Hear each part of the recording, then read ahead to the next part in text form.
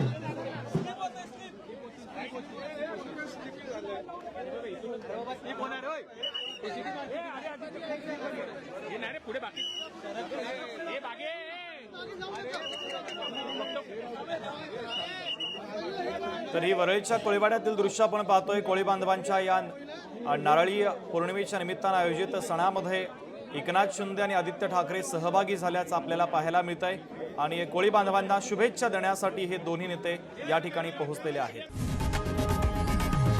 लोकशाही मराठी ऐका, पहा, जागरूक रहा।